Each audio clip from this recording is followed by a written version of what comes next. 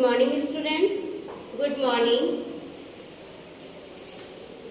आज हम लोग हिंदी लैंग्वेज में चैप्टर 4 वाक्य विचार का आधा भाग पढ़ेंगे। हम लोगों ने इसके पहले भाग में क्या पढ़ा था कि वाक्य किसे कहते हैं, वाक्य के कितने अंग होते हैं और उन अंगों की क्या परिभाषा और उदाहरण होते हैं।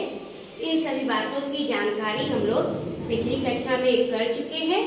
आज हम लोग फिर से एक बार रिवीजन करते हैं, फिर आगे के भाग को पढ़ेंगे। तो वाक्य एक से अधिक शब्दों से मिलकर बने हैं। वाक्य कैसे बनते हैं? वाक्य एक से अधिक शब्दों से मिलकर बनते हैं और प्रत्येक वाक्य के अंत में क्या होता है? प्रत्येक वाक्य के अंत में क्रिया होता है जो किसी काम के होने का बोध कराता है। प्रत्येक वाक्य के अंत में क्या होता है? प्रत्येक वाक्य के अंत में क्रिया होती है। सभी वाक्य कैसे होते हैं? सभी वाक्य अर्थपूर्ण होते हैं, मतलब एक निश्चित अर्थ को दर्शाते हैं। सभी वाक्य एक निश्चित अर्थ को दर्शाते हैं। प्रत्येक वाक्य में शब्दों का सही प्रयोग किया गया है। हम लोग जो कुछ भी वाक्य लिखते हैं, बोलते हैं, उसमें अगर हम लोग शब्दों का सही रूप से प्रयोग नहीं करेंगे तो वो वाक्य अर्थहीन हो जाएगा। उस वाक्य का कोई भी विशेष अर्थ नहीं निकलेगा। इसलिए वाक्य में जो शब्दों का प्रयोग किया जाता है वो सही और सुचारू रूप से किया जाता है। अब यह वाक्य किसे कहते हैं?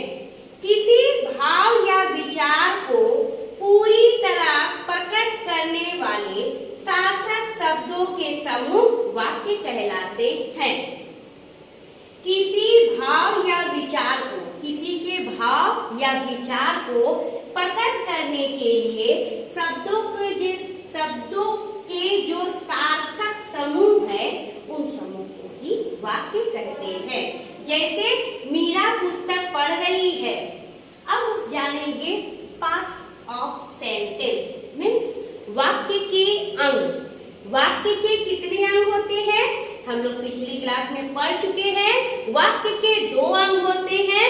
एक होता है उद्देश्य, जिसको इंग्लिश में सब्जेक्ट बोलते हैं, और दूसरा होता है विधेय, जिसे इंग्लिश में प्रेडिकेट बोलते हैं। तो वाक्य के दो अंग होते हैं। एक होता है उद्देश्य और दूसरा होता है विधेय। अब जानेंगे हम लोग कि उद्देश्य किसे कहते हैं। वाक्य में जिसके विषय में कुछ कहा जाता है उसे उद्देश्य कहते हैं। जैसे पवन आम खाता है, नीलम अखबार पढ़ रही है। मतलब वाक्य में जिस किसी के विषय में कुछ कहा जाता है उसे ही उद्देश्य कहते हैं। अब है विधेय।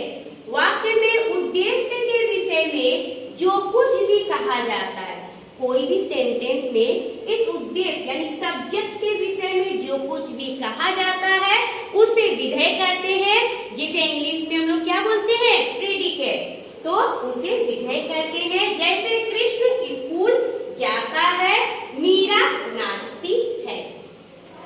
वाक्य में उद्देश्य के विषय में जो कुछ भी कहा जाता है उसे विधेय कहते हैं। जैसे कृष्ण स्कूल जाता है, मीरा नाचती है। अब हम लोग आगे पढ़ेंगे कि पूर्व पृष्ठ में लिखे वाक्यों में पवन तथा नीलम उद्देश्य है। किसी भी वाक्य का कर्ता ही उस वाक्य का उद्देश्य होता है। ये जो हम लोग देखे हैं कि पवन आम खाता है, नीलम अखबार पढ़ रही है, तो उद्देश्य इसमें क्या है? जो कोई भी काम जो कर रहा है, जो करता मतलब होता है काम को करने वाला। तो जो कोई काम को कर रहा है वही उस वाक्य का क्या होता है? उद्देश्य होता है। जो कोई भी जो काम कर रहा है वही उस वाक्य का उद्देश्य होता है। जैसे यहाँ पवन और नीलम काम कर रही है। पवन क्या कर रहा है? आम खा रहा है, जबकि नीलम अखबार पढ़ रही है। तो इस वाक्य में कर्ता कौन हुआ? पवन और नीलम। तो जो कोई भी वाक्य कोई कर्ता करता है वह उस वाक्य का उद्देश्य होता है। उद्देश्य मतलब सब्जेक्ट होता है। और पूर्व पृष्ठ के वाक्यों में स्कूल जाता है तथा नाचती है, ये क्या हुआ? विधेय हुआ। कर्ता को छोड़कर जो हम लोग बोले थे, ये है पवन आम खाता है और नीलम अखबार पढ़ रही है। तो इसमें पवन और नीलम ये दोनों लोग करता है, वो किसी का काम, कोई काम वो निश्चित कर रहा है। तो इन दोनों को छोड़कर बाकी जो आ रहा है, आम खाता है, अखबार पढ़ रही है, ये हम लोगों का प्रीडिकेट होगा। इसका मतलब ये हम लोगों का विधेय होगा।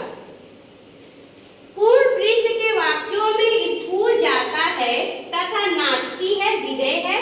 कर्ता को छोड़कर पूरा वाक्य क्या होता है? विधेय होता है। अब हम लोग देखेंगे कि अशुद्ध वाक्यों के शुद्ध रूप।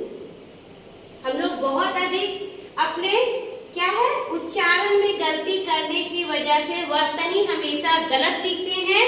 तो इसमें हम लोग क्या सीखेंगे कि अशुद्ध शब्दों को शुद्ध करके हम लोग किस तरह से लिखेंगे। बच्चे शब्दों का जिस तरह उच्चारण करते हैं उसे उसी तरह लिख भी देते हैं। मैं बताई हूँ कि जिस तरह से हम लोग प्रोनाउंसिएशन करते हैं, अगर हम लोग गलत उच्चारण कर रहे हैं तो हम लोग लिख भी गलत रहे हैं।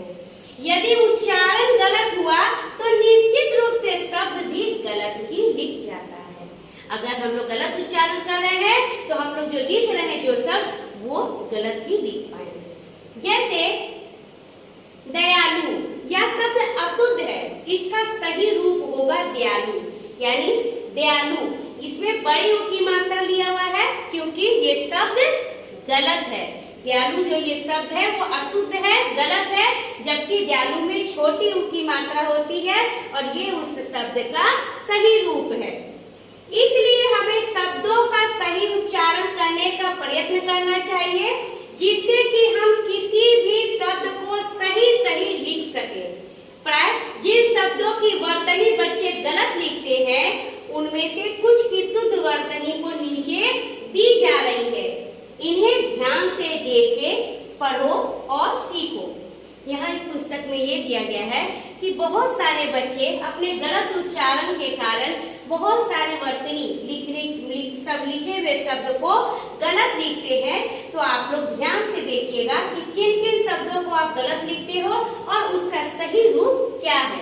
जैसे ईश्वर में होता है आधा तालव्य स्वर, जबकि बच्चे क्या करते हैं पूरे तालव्य स्वर लिखते हैं। तो ये उनका क्या हो गया? अशुद्ध शब्द हो गया, जबकि शुद्ध शब्द ये आधा तालव्य स्वर होता है। उसी तरह भूमि, विद्या, दवाइयाँ, आवाज, बीमार, कृपा, नादान, ज्ञान, सांप, इस तरह से बहुत सारे शब्द हैं जिसका हम लोग गलत उच्चारण करते हैं तो गलत लिखते हैं। इसको आप लोगों को अपने हिंदी कॉपी में अच्छे तरीके से लिखकर समझना है कि किस तरह हम लोग गलत उच्चारण के साथ गलत लिखते हैं।